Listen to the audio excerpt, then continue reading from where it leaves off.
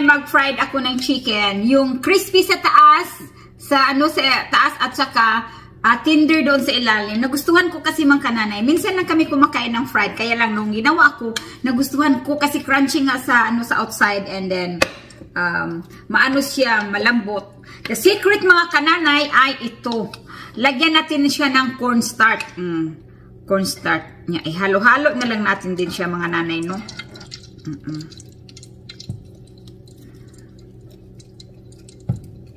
Lagyan ng cornstarch mga kananay. Yun ang sikreto. Ubusin na lang natin yan. Kasi yung niluto ko nung nakaraang araw mga kanay, naubos. So, ibig sabihin, nagustuhan nila. Hindi man kami mahilig talaga ng fried. Sometimes lang. Okay lang sometimes mga kananay. Wag lang araw-arawin. Ato na siyang i-mix-mix na to. Kay parang katong nagbuo-buo, ay maano siya, ano ba yun mag-melted talaga siya ba mga nanay, no? So, ayan. Ayan. So, mga kananay, pwede na siyang ilagay.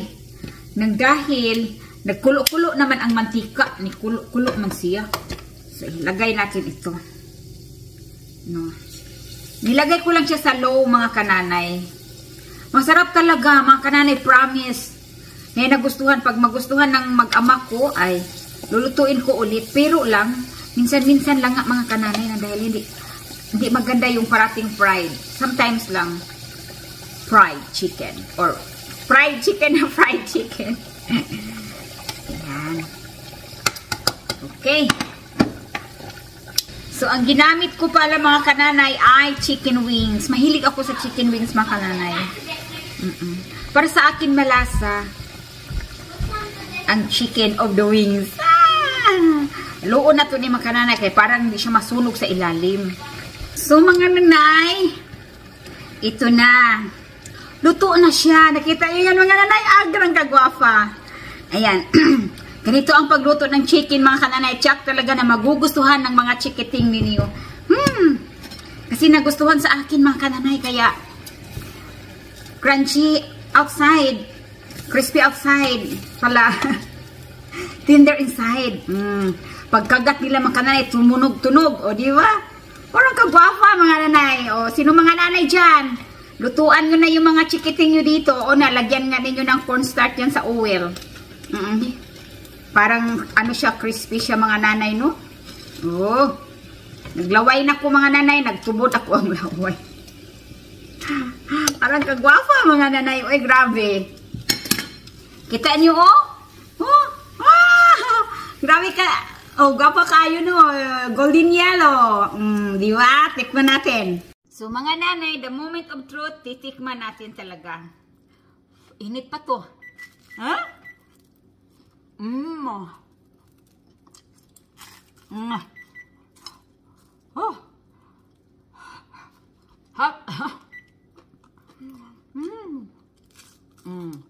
Diba? Bakit man nagsinaw-sinaw man akong naong mga nanay? Ano ba to? Hindi ka galing. Ganito lang ako pag nagluto. Parang sinasangag ko lang yun ang karne. At gawin ko siyang golden brown. Para talagang natural na natural. Ayaw ko kasi na nagluluto na pinalangoy ng mantika. Ayaw ko ng maraming mantika talaga. At yan na nga, parang sinasangag lang siya at saka ko pa ilalagay yung bawang. Ayan. Kasi iba-iba naman kasi ang pagluluto eh. May technique lang yung pagluluto. Pero ang ending yan, basta ang importante, malinis at masarap yung niluluto mo. At yan, nilalagyan ko ng maraming bawang lang dahil ang asawa ko ay mahilig siya sa maraming bawang. Kasi bawang daw is good. And then, nilagyan ko yan ng carrots at lalagyan ko yan ng mga sibuyas at saka bell pepper. Para namang gumanda siya tingnan. At saka yung pinakagulay dyan, yun na ang bell pepper at saka sibuyas. O, diba mga kananay? Very simple lang. Ang importante, malinis yung niluluto natin. Simple siya. Pero masarap naman ang ending. Ayan. Lutong may pagmamahal po. Siyempre, pamilya natin ang nilulutuan natin. Kailangan sa isip at puso natin, kailangan masarap ito. Parang ganado naman kumain ang ating mahal sa buhay. So, ayan na po. Malapit na po siyang matapos. O, ayan. Ano lang siya, yung tawag doon, wala siyang sabaw. Ayan. Tapos, yun na ang pinakagulay kong nilalagay mga kananay.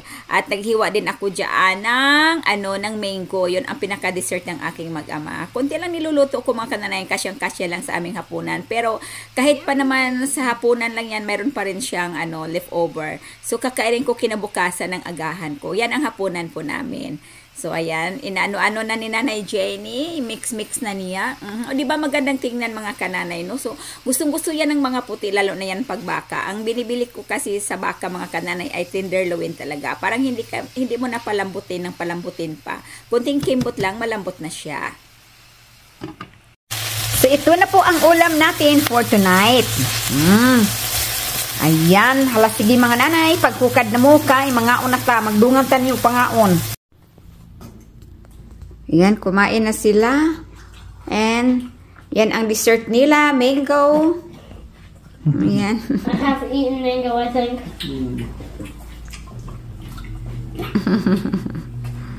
Kakatuwa naman tong dalawa kong boys. Pinagprito ako, no?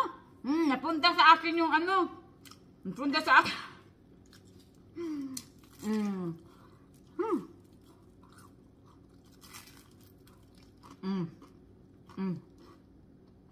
First morning namin dito at gusto ni Matthew na dito kami kakain sa baba. So pinagbigyan namin siya ng dahil nga naman vacation niya at gusto namin na maramdaman talaga niya na wala siyang eskwela, vacation niya, maramdaman niya ang kanyang pag-vacation dito sa Florida. So ayan na nga ang daddy team namin ay umiinom na siya ng coffee. Mahilig talaga yan siya sa coffee tuwing umaga. Ako naman orange juice, si Matthew ay parati talaga yan siyang water. Sometimes sinasabihan ko rin siya na uminom ka ng orange juice kasi maganda yung orange juice, vitamin C. So ayan na nga, dumating na yung pagkain namin mga kananay. Ayaw ko talaga na makita yung platong punong-puno ng pagkain.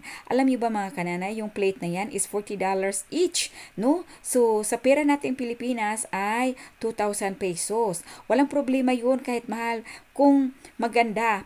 Masarap. So, natutulang mga kananay, hindi talaga masarap. Plain na plain yung egg, tsaka bread, at tsaka yung yung cube lang na pagka-slice yung potato.